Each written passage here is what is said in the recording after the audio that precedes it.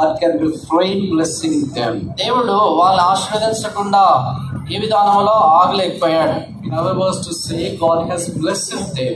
వేరే మాటల్లో చెప్పాలంటే దేవుడు వాళ్ళని ఆశీర్వదించాడు. And it was so much a blessing for all of us that these 4 young Jewish people could produce one book called Daniel. కాబట్టి ఇది మనకి ఎంత ఆశీర్వాదంగా మారిందంటే ఇక 4 యూదులైనటువంటి వాళ్ళు దానియేలు గ్రంథాన్ని లోకంలోనికి తీసుకురాగలిగారు. If only 4 young people can bring out one book in the Bible, how many books we need to bring out? Because for our 6,000 students are here, our young people are here. కనీసం 4 యవనస్తులు కలిస్తే బైబిల్లో ఉన్నటువంటి ఒక గ్రంథం పుట్టుకొచ్చినప్పుడు ఇన్ని వేల మంది, దాదాపు 6,000 మంది ఉన్నప్పుడు ఎన్ని గ్రంథాలు బైబిల్ గ్రంథంలో పుట్టాలి?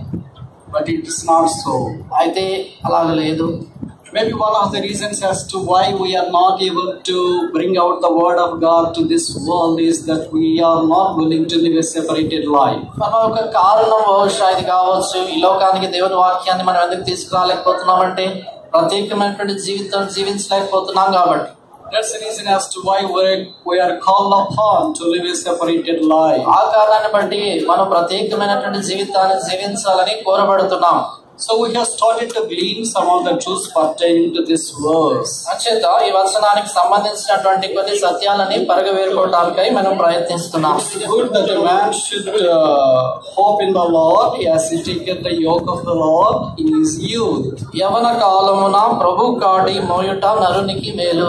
Because he is hoping in God. ఎందుకంటే తాను ప్రభువునందు నమ్మకం ఉంచేవాడు. Hope is not in the yoke. తన యొక్క నమ్మకము కాడి మీద కాదు. His hope is not in the city. తన యొక్క నమ్మకము పట్టణం మీద కాదు. But his hope is in the person called Lord. అయితే ఆయన నిరీక్షణ ఆశ నమ్మకం అంతా ప్రభువు అనే యేసుక్రీస్తు అన్న వ్యక్తి మీద ఉంది. So how can we hope in God? కాబట్టి దేవుని యందు మనం ఎలాగైనా నిరీక్షణ ఉంచగలం? How can I know more about Jesus Christ? యేసుక్రీస్తు ప్రభువుని గురించి మరి ఎక్కువగా నేను ఎలా తెలుసుకోగలను? What is the available resource for me to more about a person called Jesus Christ? యేసుక్రీస్తు ప్రభువు అనేటువంటి వ్యక్తిని గురించి నేను తెలుసుకోవడానికి అందుబాటులో ఉన్నటువంటి వనరులేంటి? It's the only one. That's called Bible. అదొకటే, ఇది దేవుని గ్రంథమైన బైబిల్.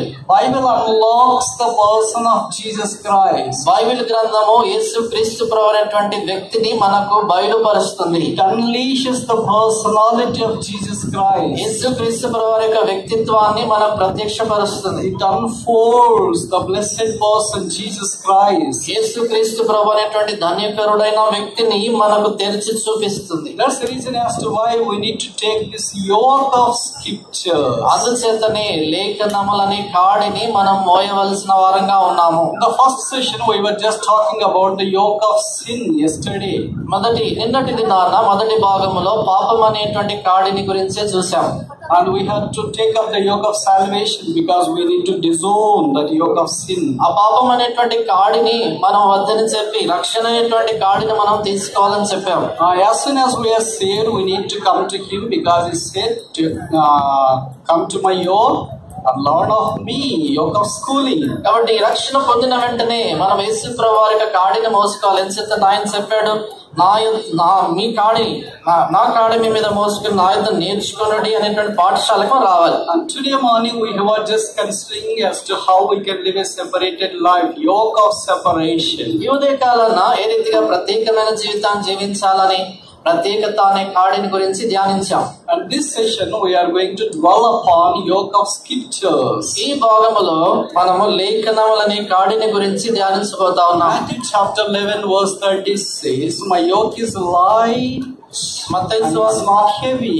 మత్తయి సువార్త 11వ అధ్యాయము 30వ వచనంలో నా కాడి సులువుగాను నా భారము తేలికగాను ఉన్నది అంటాడు. What is his yoke? ఏంటి ఆయన కాడి? What is that verse that is speak of? ఈ 11:30వ వచనం దేని గురించి మాట్లాడుతుంది? John chapter 5 verse 3 says, my commandments or his commandments are not grievous, means his commandments The yoke of his commandments are light. మొదటి యోహాను 5:3 రాయబడింది, ఆయన ఆజ్ఞలు భారమైనవి కావు అంటే ఆయన ఆజ్ఞలు అనేటువంటి కాడి భారమైంది కాదని. So the old version or the old script says the yoke of the scriptures are not heavy.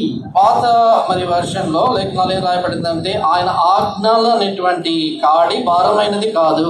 So every believer has to look to know word of God, to know the person called Jesus Christ. అంచేత ప్రతి విశ్వాసి కూడా యేసుక్రీస్తు ప్రభువును తెలుసుకోవడం కొరకై లేఖనాలని తను పరిశోధించాల్సిందిగా ఉంది. Nowhere we can see the best portrait of the person of Jesus Christ other than in the scriptures. యేసుక్రీస్తు ప్రభువారి యొక్క రూపాన్ని లేఖనాల్లో తప్ప మరి ఇంకెక్కడ కూడా అంత స్పష్టంగా మనం వివరించబడటాన్ని చిత్రీకరించబడటాన్ని చూడం. We have the manifold personality of Jesus Christ, express image of God is portrayed in the whole Bible. Bible అంతట్లో కూడా యేసుక్రీస్తు ప్రభువారి నానా విధములైనటువంటి ఆయనకు గుణ లక్షణములు, దైవ స్వభావం బైబిల్ అంతట్లో కూడా వర్ణించబడింది. So in the Old Testament he has been speaking to his prophets. పాత నిబంధనలో ఆయన తన ప్రవక్తల ద్వారా మాట్లాడుతూ వచ్చాడు. And Hebrews chapter 1:1 says he has been speaking in diverse manners in the dispensation that was in the Old Testament. అది Hebrew పత్రిక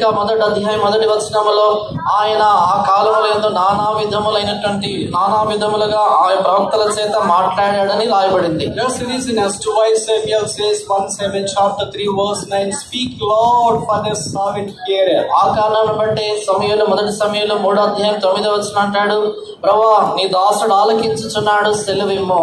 So God was speaking to the people in the Old Testament dispensation. కాబట్టి పాత నిబంధన కాలంలో దేవుడు ప్రజల ద్వారా మాట్లాడుతూ వచ్చాడు. But in the New Testament dispensation, God wanted to talk to us through his son Jesus Christ. అయితే క్రొత్త నిబంధన కాలంలో దేవుడు తన కుమారుడైన యేసుక్రీస్తు ప్రభువు ద్వారా మనతో మాట్లాడుకోరుతున్నాడు. So the whole Bible is nothing but a person called Jesus Christ. కాబట్టి బైబిల్ గ్రంథం అంతా కూడా మరొకటి కాదు కానీ యేసుక్రీస్తు ప్రభువు అనేటువంటి వ్యక్తి.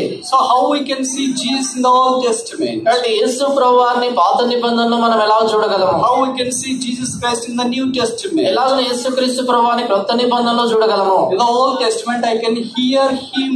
పాత నిబంధనలో ఆయన నేను వినగలను. It was something like a radio. ఇది రేడియో లాంటిది. 1 Samuel chapter 3:9 says, speak Lord for the servant heareth. 1 సమూయేలు 3వ అధ్యాయం 9వ వచనం ప్రభువా నీ దాసుడు ఆలకించుచున్నాడు సెలవిమ్ము. So we can only hear from radio, listen from the radio. కాబట్టి రేడియో అన్నప్పుడు కేవలం ఆలకించటం మాత్రమే, వినటం మాత్రమే అవుతుంది. There was a class in a school. ఒక స్కూల్లో క్లాస్ ఉంది. A teacher wanted to ask a question to a student. ఒక విద్యార్థిని టీచర్ తను ప్రశ్నించగోరింది. A teacher asked this question. Teacher ఈ ప్రశ్న వేశారు, define what is radio. Radio అంటే ఏంటో నిర్వచనం చెప్పండి. One of the smart students stood up and said like this. తెలియగలిగిన విద్యార్థి లేచి నిలబడి ఇలాగన్నాడు, Radio is nothing but a television without picture. ఏం చెప్పాడంటే రేడియో అంటే మరొకటి కాదండి, చిత్రాలు లేని లేక బొమ్మలు లేనటువంటి టీవీ అన్నాడు. Then the teacher asked, what is a television? అప్పుడు టీచర్ అడిగింది టెలివిజన్ అంటే ఏంటి అని. Because teachers are usually smart, they want to subdue the student at any cost.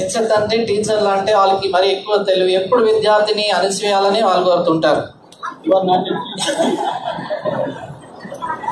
but I am a teacher. So the teacher asked the student, then define what's a television.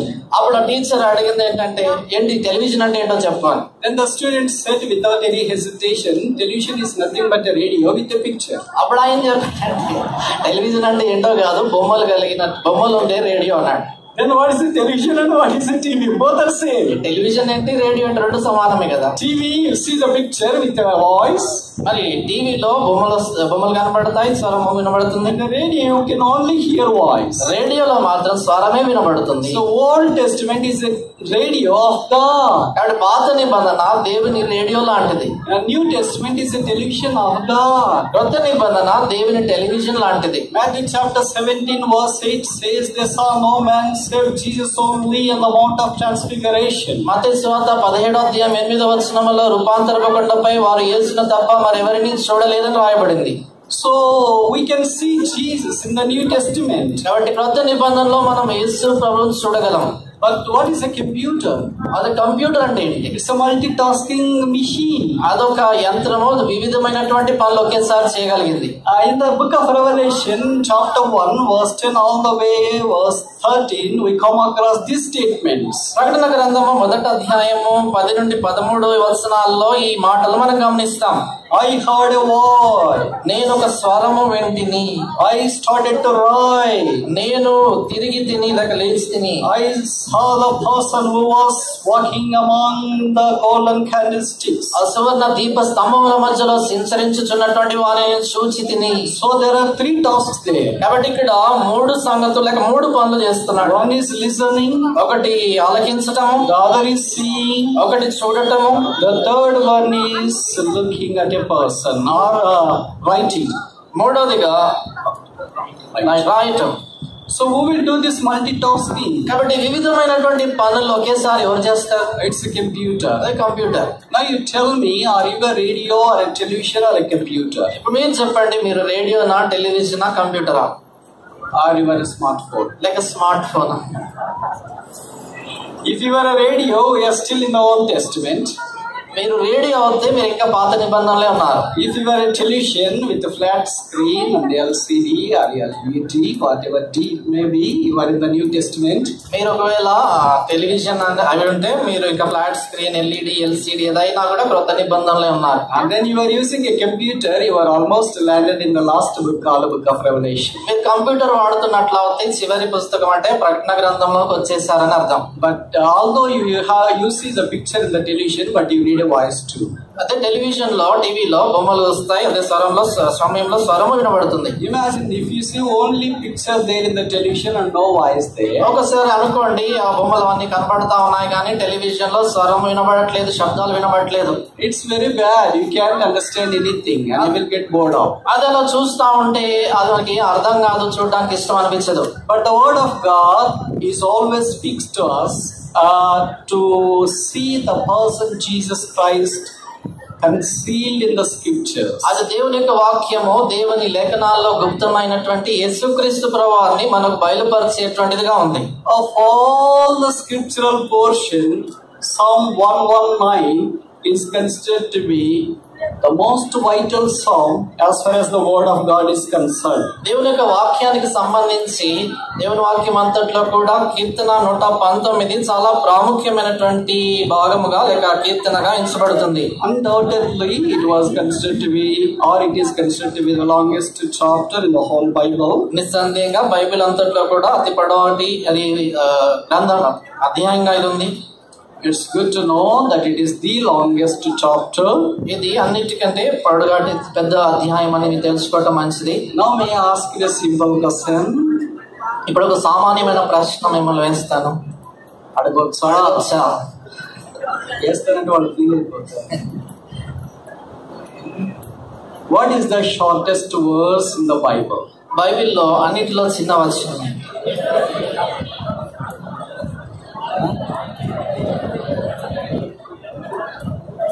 Sisters fast, because 33% in the very well.